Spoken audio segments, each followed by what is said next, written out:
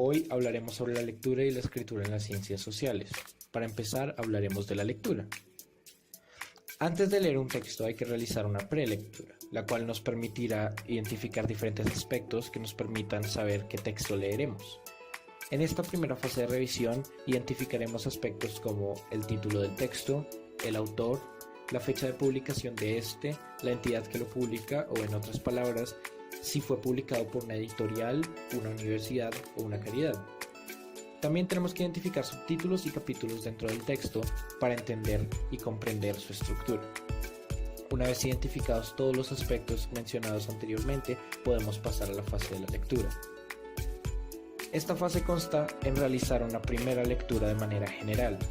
Es recomendable que en esta no se tomen apuntes, ya que esto generaría un exceso de información y la información se recopilaría sin entender el contexto. Por otro lado, hay que centrarse en la comprensión del tema.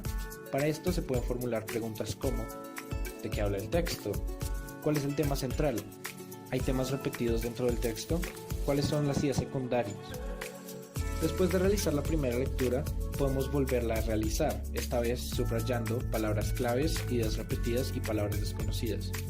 Para las palabras desconocidas es preferible inferir el significado por contexto antes de buscarlas en un diccionario.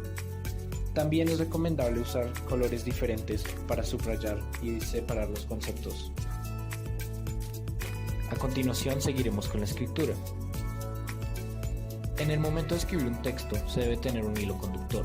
Esto proporciona conexiones fluidas entre las distintas secciones del texto. Por otro lado, si no se utiliza un hilo conductor, es muy difícil para el lector mantener la atención en el texto. Además, el hilo conductor también mantiene la cohesión y coherencia en un texto. Pero, ¿cómo desarrollar un hilo conductor de forma adecuada? Bueno, primero hay que idear un plan, el cual incluirá el tema, el propósito y la estructura, el cual se desarrolla en una serie de párrafos coherentes. Planear la estructura de la introducción da una visión general del tema que se va a hablar. Esta debe incluir el tema, la tesis o pregunta y una breve explicación de lo que se hablará en el texto.